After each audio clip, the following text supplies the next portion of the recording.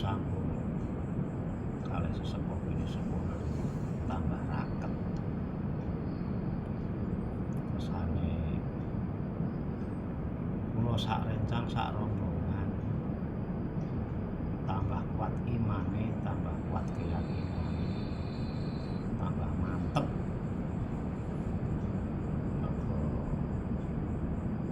sambung kalih sedaya leluhur pundi kemawon kesane nglampahi alam donya tambah kuat.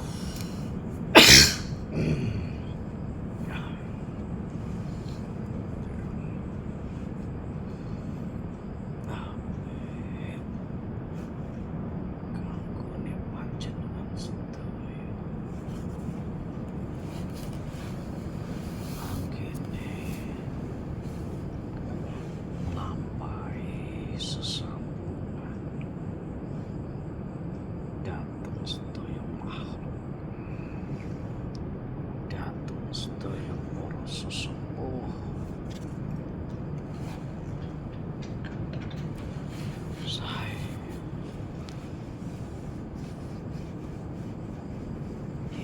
wingi niku sampun kula sanjangi ket jenengan mriki ket awal Nggih. Sambung karo sing wis para leluhur sae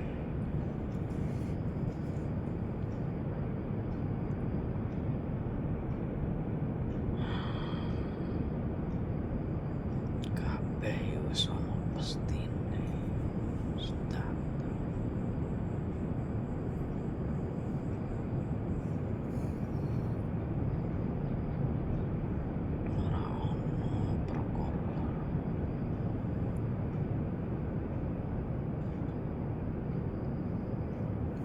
sambungan kok dadi mulya ora ono kabeh dilantari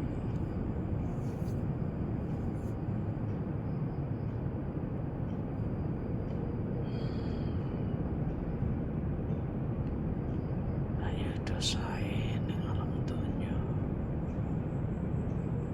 sarombongan niki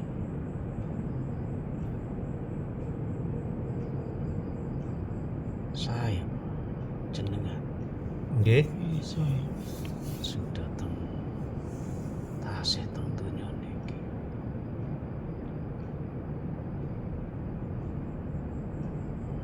kita enten sing diperjuangke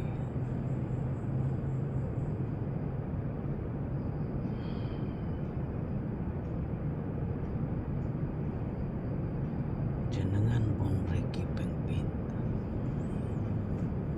Ngapunten sumpah siji loro riyen nggih ing pados dalang nggih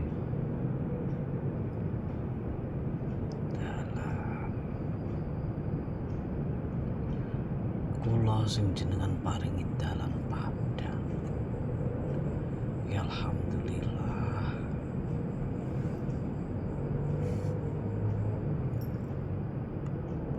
enten bedane boten kados tiang-tiang sing mriki nanging sedanten enten berkahe rame papan kula lumeber ya rame dodol do payu ngoten nggih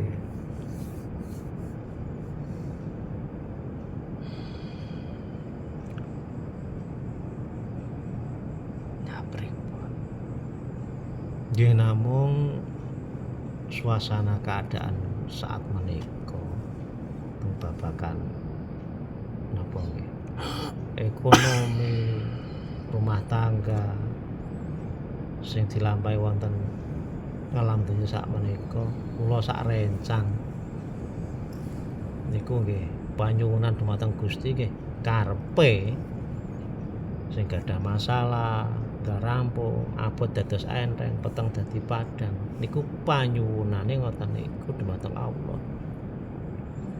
Nggih enten sing sampun mentas, enten sing dereng mentas, enten sing dereng rampung, enten sing setengah rampung. Nah, ngoten niku do bingung. Nah niki kula sarencang niku niki nembe nglampahi kersane tambah bening, tambah resik, tambah parek wiridani Gusti. Ngoten niku. Bener. Ning sing abot siji. Poso ati. Nggih. Liyane kuwi mung serono. Ujunge rambut dugi ujunge sikil. Ku kedah dipasang ning abot. Abot iki posone ati.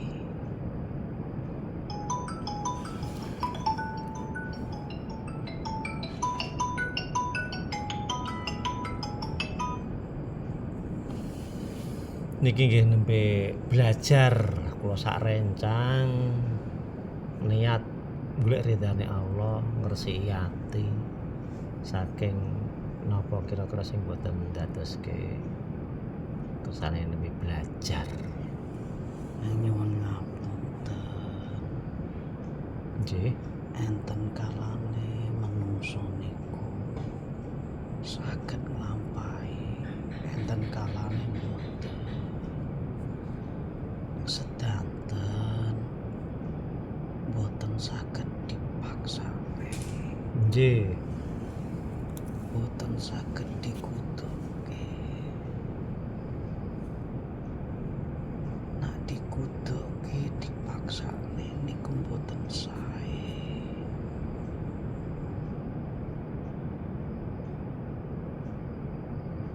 Saene tiyang nilai ning saen mboten kados sing nglampahi.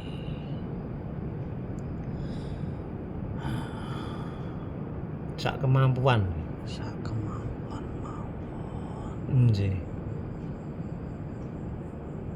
Jenengan pados ridane Gusti.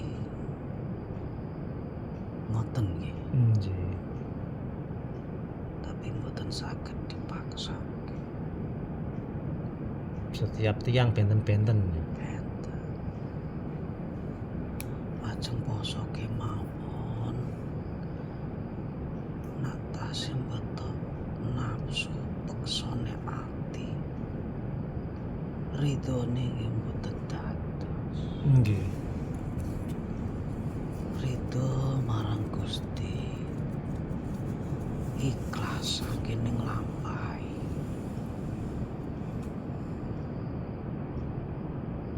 Mang poso ati. Mang latih atine sedaya kemawon. Atine kersane landhep. Nggih. Sing abot nggih niku krungu swara, krungu napa mawon atine murup. Ati niki sing lakoke. Boten poso kemawon. Abote poso ati. Nggih. Boten poso mawi liyanipun. Kula teng mriko tasih nglampahi abot. Poso ati. Kula gadah santri kathah teng mriko. Nggih. Ati kula niki nggih tasih abot. Kula selehke. Kadang nggih boten saged.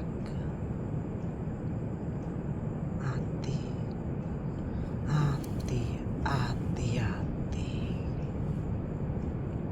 Niku saking napa mawon, segala hal nggih. Anggen atine jenengan sampun sae. Sedanten mengke manut ati.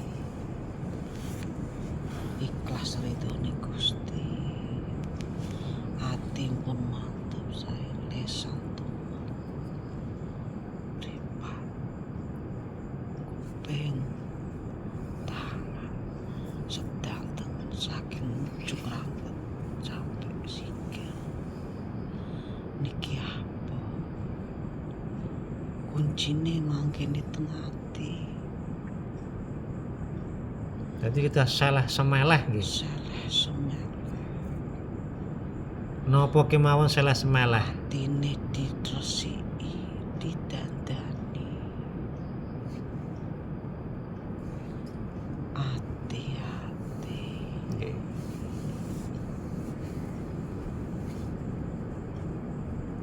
Nek kula ajak-ajak kesaenan niku sak kemampuan mawon. Leres kados panjenengan ajak-ajak kesaenan ning ampun domboto nafsu. Nggih.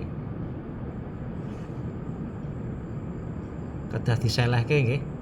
Selehke mangke jenengan dados pengarep ngertos sinten kemawon sing tememen anggene sinau Nggih. riyen enten sinau kula boten maksa napa-napa men kula taken poso ati kula dugi sakniki dereng saged namung saged ing capresan kula. Niku njaga saking napa mawon sing abot. Ati niku nggih jenengan medal mikir atine niki mangke nampun saged ngendhalike ati niki saged sedanten niki Dadi manut ati nggih. landhepe pikir landhepe lesan tasih landhepe ati dados tunggal niki. Nggih.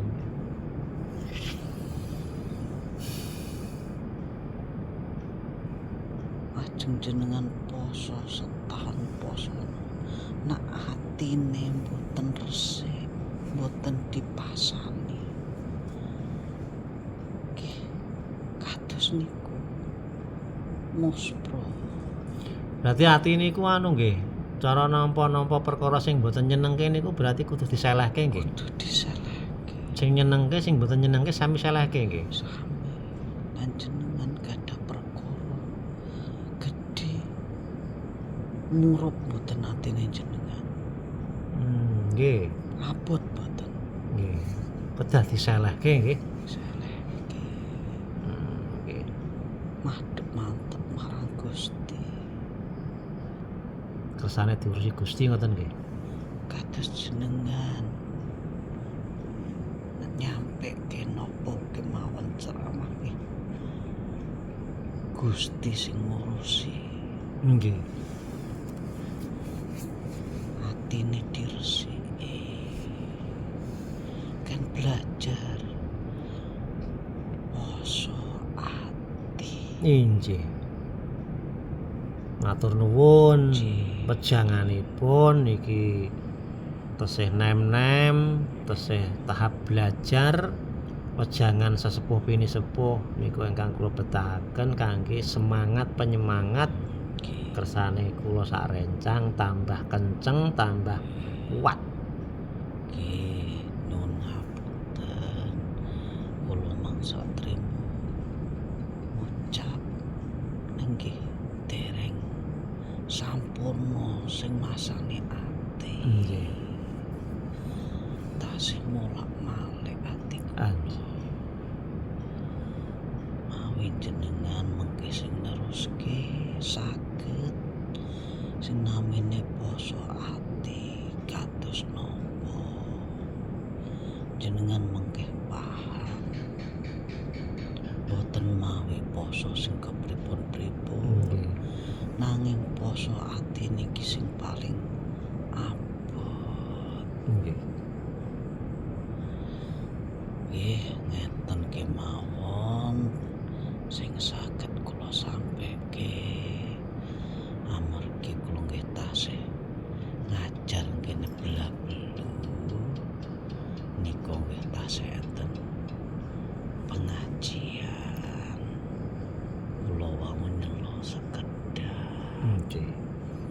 Walaupun jenengan nyuwun sewu ngendikane jenengan ngoten niku wau, benten jenengan sampun teng alam mriku pun luwih paham tinimbang teng saniki tesih niki teng alam donya.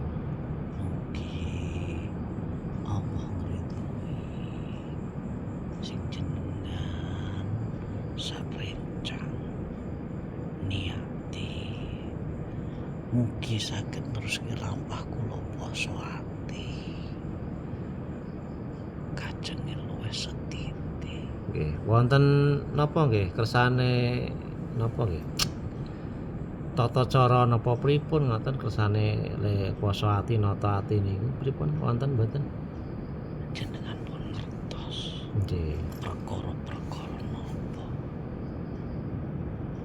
boten enten sirikan mangan. Nggih. Ning ati iki kudu dijaga. Nggih. Landhepe ati.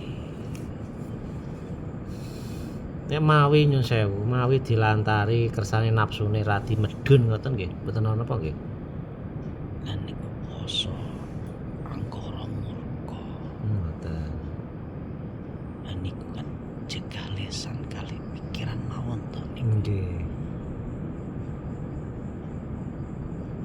Nak mawi makman sami, nak riyen makman telo.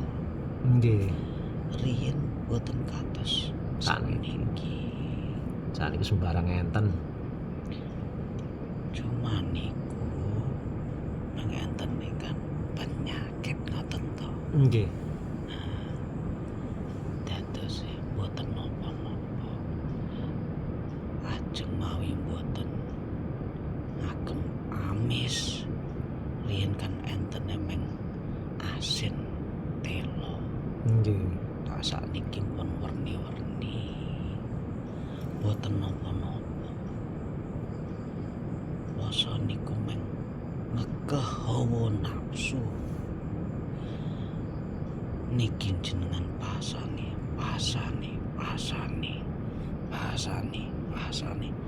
luwih antep teng mriki ati niki luwih mantep atine. Nggih. Boten napa-napa. Nggih. Mengke kersane luwih sae. Matur nuwun wejangane. Matur nuwun saderenge Nggih. menawi dangu dereng mriki melih. Nggih. Boten napa-napa kula nggih matur sembah nuwun boten saged nyuguh napa kemawon. Jenengan nggih tasih mampu keturunan saking Purwodadi. Mula nggih kula ki ajeng tanglet ngapunten. Lah napa tesih kecipratan pinten-pinten ngapunten niki. Tasih Mbah Sela nggih. sampun hadir wau nggih pun sancang saking wau jenengan. Nggih. Pundi wau mreka. Nggih. Tesih mambu-mambu napa tesih rada mambu? Enten jalure. Enten jalurene dereng ngertos nggih. Nggih, panjenengan. Nggih. Jenengan jalur sing utama jenengan. Jenengan nggih mun ngertos. Nggih. Nggih, ngoten kemawon. Nggih, ngapunten sekedhap. Pripun? Niki rak enten Pak Suhar, Pak Moi, Pak Marianto niki kedah pripun niki Pak Suhar samping jenengan niki kersane Padyang. Sekedhap Nggih. jenengan saderenge mriki riyen saking pundi? Sekedhap Nggih. Pak Suhare sak rombongan saking pundi? saking pundi ngapun tidak paham. Minggu-minggu wingi napa pripun? Saking pundi? Bergene karo ngene. Berkumpulan ngene. Anu, ngene panganan pakai kata saya. Napa leres? Nggih. Lah niku kula nggih teng mriku. jenengan sedanten pun enten to nika. Nggih, Lah nggih ngoten niku. sami. Sami. Kula nggih hadir teng mriku. Nggih. Sinten jenengan rombongan Niki mboten nderek niki. Pak Mu. nggih ngertos. Boten pengin, Mboten pengen. boten pengin. Nggih. Berarti nika sami kalih nggih. Sami. Sami. Sami nggih. Kantun nglampahi nggih. Lampahi. Nggih ngoten niku. Tasih sami. Nggih. Mangke benjang pun ngeten benten pun ditosi saking Mbah Buyut. Sinten? Mbah Buyut taruh nika. Oh nggih lah, dereng saged mrika. Boten menapa-napa. Nggih. Amargi wedal kalih Ah nggih. enten perkawis sing dereng saged dilampahi. Nggih. Nggih ngapunten saderenge menawi kula lancang kalih sesepuh pini sepuh kula nyuwun sewu menawi tesih enten cipratan saking napa jenenge lali kula iki. Silsilah. Nggih. Kula nyuwun ngapunten niku dadi ketemune buyut napa canggah napa petek-petek niki. Pun tepi. Pun tebih nggih. Tepi. Ning jalure tesih anu nggih. Nggih, sedanten Purwodadi enten Nggih. masing nyerai Gusti. Ngoten niku. Nggih. Monggo mawi poso ati nggih monggo. Nggih, mengke kula napa nggih kula sampaikan lagi, kula sampaikan melih kersane ditata luwih sae. Menawi mboten wonten wejangan saking sesepuh, mboten anu napa nggih mboten enten tambah wawasan. Nggih, niku. Ngoten ki mawon nggih. Nggih, ngapunten iki menawi mengganggu. Assalamualaikum. Waalaikumsalam Assalamualaikum warahmatullahi wabarakatuh.